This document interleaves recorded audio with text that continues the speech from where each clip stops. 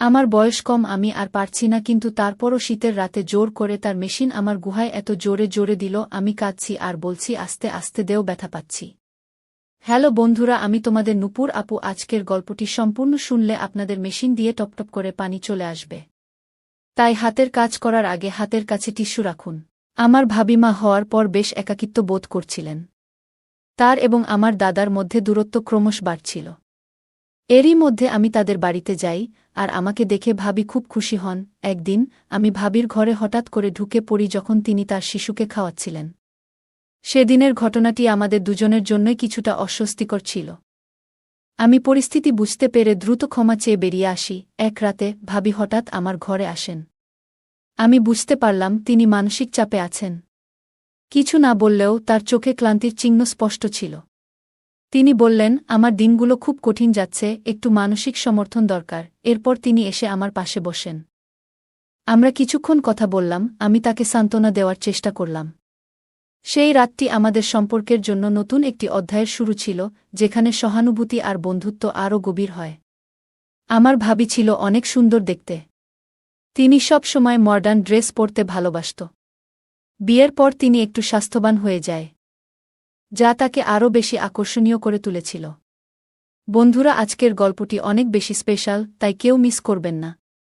দয়া করে গল্পগুলো ভালো লাগলে ভিডিওটি লাইক, শেয়ার এবং চ্যানেলটি সাবস্ক্রাইব করো প্লিজ। আমি অনেকদিন পর আমার দাদার বাড়ি যাচ্ছিলাম। সেখানে যাওয়ার আগে জানতাম না যে দাদার স্ত্রী আমার সাথে এমনভাবে সম্পর্ক গড়ে তুলবেন, যা আমাদের দুজনের জন্যই ভালো হবে। তাদের বিয়ের পর থেকে আমি আমার ভাবির সাথে খুব কমই দেখা করেছিলাম। মাঝে মাঝে দাদার ফোনে কথা হলেও ভাবির সাথে তেমন যোগাযোগ ছিল না। দাদার একটি ছেলে হয়েছে, এখন তার বয়স 6 মাস, কিন্তু আমি এখনও ছেলেটিকে দেখতে যেতে পারিনি। তাই কিছুদিনের জন্য সময় বের করে দাদার বাড়িতে যাওয়ার সিদ্ধান্ত নিলাম। বাড়িতে পৌঁছানোর পর প্রথমেই আমার ভাবির সাথে দেখা হলো। প্রথমে তাকে চিনতে পারিনি, কারণ তিনি এখন অনেকটাই পরিবর্তিত, বেশ মোটা হয়ে গেছেন। এরপর ধীরে ধীরে তাকে চিনে ফেললাম। আমি তাকে জড়িয়ে ধরলাম এবং তার বাচ্চাটির সাথে অনেক মজা করে খেললাম। সন্ধ্যায় যখন দাদা বাড়ি এলেন এবং আমাকে দেখলেন, তখন তিনি খুব খুশি হলেন।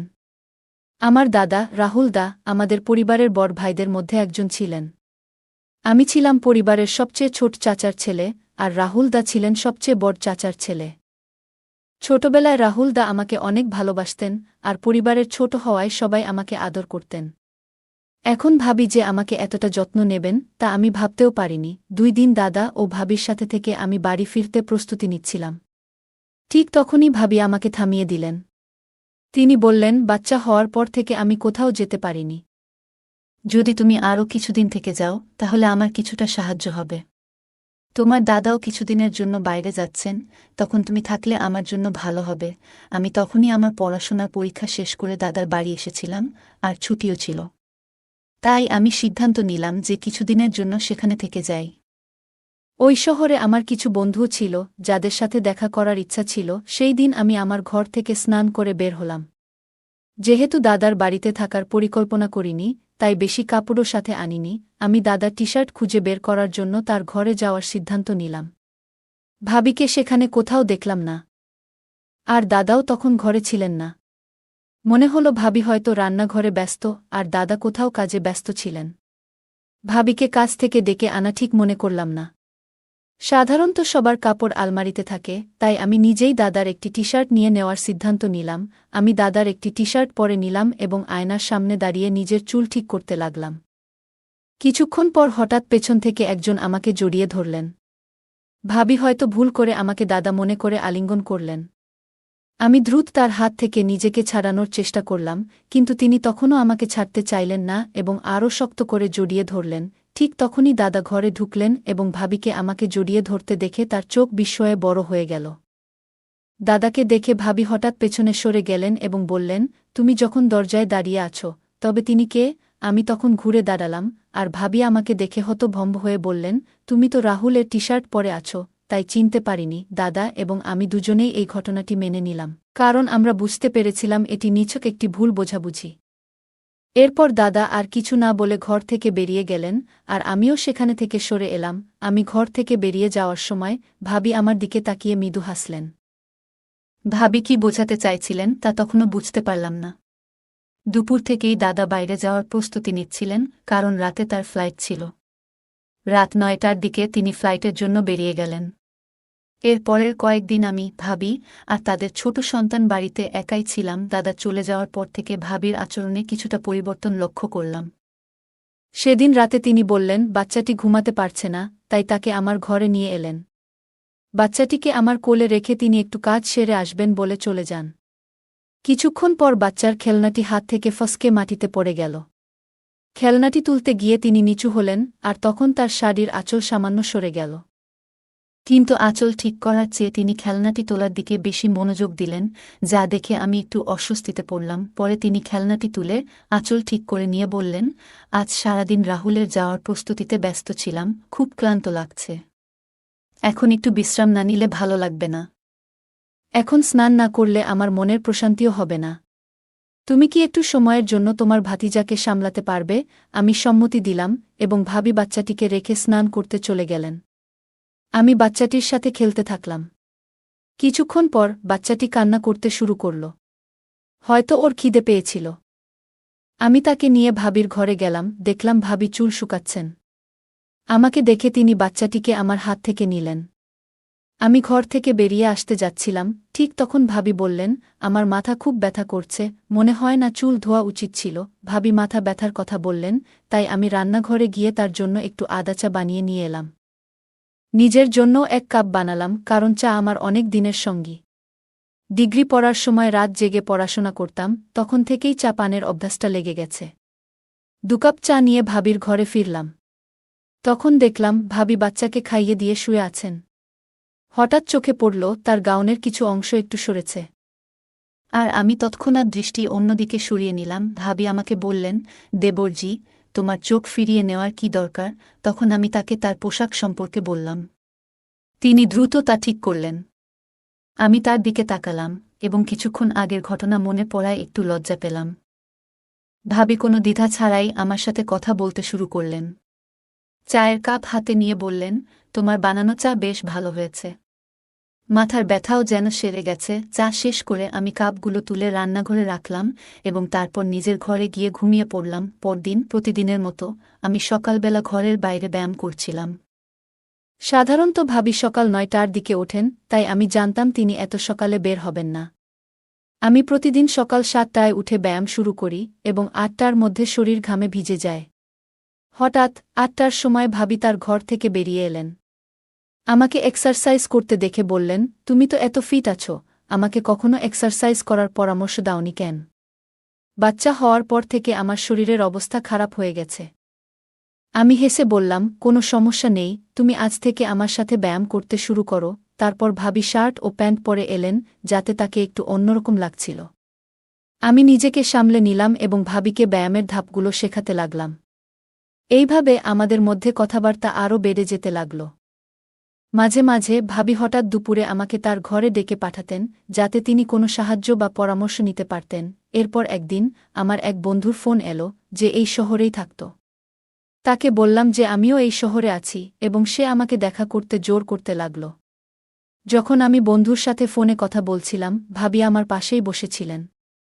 আমি বাইরে যাওয়ার কথা বলতেই তিনি আমাকে থামিয়ে বললেন, এখন তো আমরা দুজনই বাড়িতে আছি, তাই তুমি তোমার বন্ধুকে এখানে ডাকো। আমি তোমাদের জন্য ভালো কিছু খাবার তৈরি করব। আমি আমার বন্ধুকে বাড়িতে আসার জন্য ঠিকানা দিলাম, এবং ভাবি সেদিন আমাদের জন্য নিজ হাতে খুব সুন্দর কিছু খাবার তৈরি করলেন। আমার বন্ধু সুনীল এলে ভাবি তার সঙ্গে বেশ ভালোভাবে কথা বললেন। কিন্তু সুনীল চলে যাওয়ার পর ভাবি বললেন, তোমার এই বন্ধুকে ভালো লাগেনি। তার চোখের দৃষ্টি কিছু ঠিক ছিল না। মহিলারা পুরুষদের দৃষ্টিভঙ্গি ভালোভাবে বুঝতে পারেন, আর ভাবি হয়তো সঠিকভাবেই সেটা ধরতে পেরেছিলেন। আমি ভাবিকে আশ্বস্ত করলাম, ঠিক আছে, আজ থেকে আমি তার সাথে শুধু বাড়ির বাইরে দেখা করব। আর কখনো তাকে বাড়িতে ডাকব না।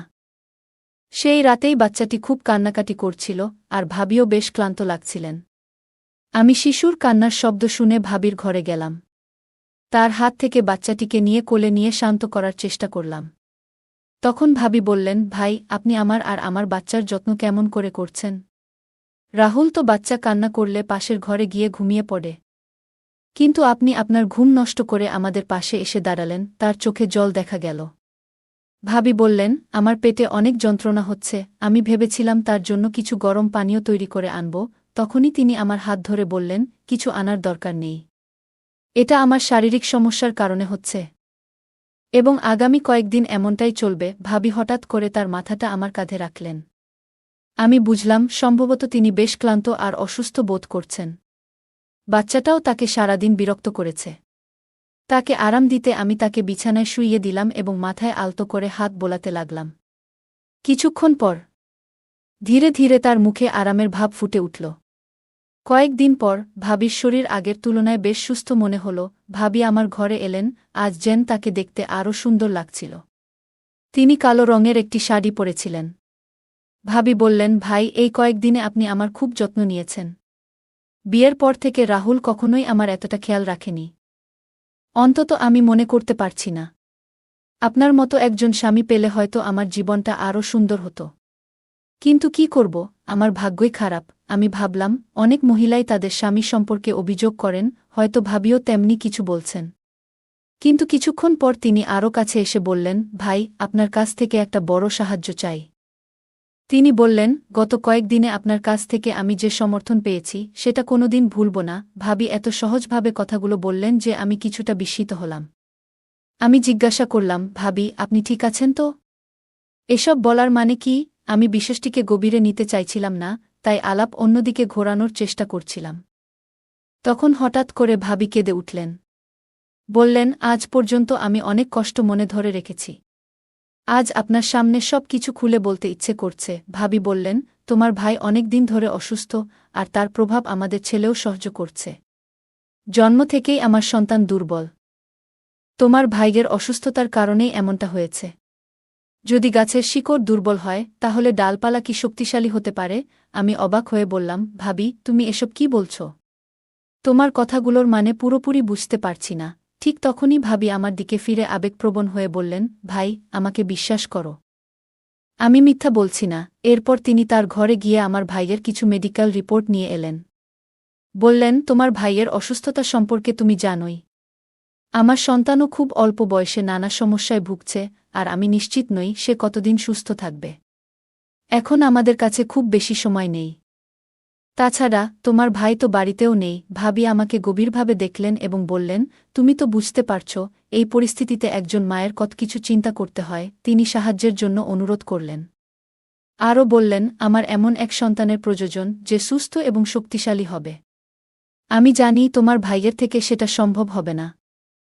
ভাবিকে তখন খুব চিন্তিত দেখাচ্ছিল। আমি একবার তাকিয়ে দেখলাম, তার মধ্যে এক ধরনের বিশেষ কিছু ছিল, যা আগেও আমার মনে কল্পনা এসেছে।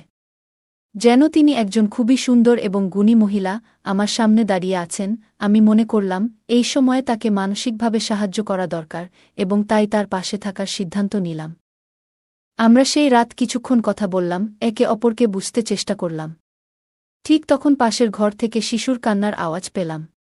আমরা দুজনেই শিশুটির যত্ন নিতে উঠে গেলাম, কিন্তু আমার মনে হচ্ছিল এটা ঠিক হবে না। তাই আমি ভাবিকে বললাম যে সে যেন বাচ্চার দিকে একটু নজর রাখে।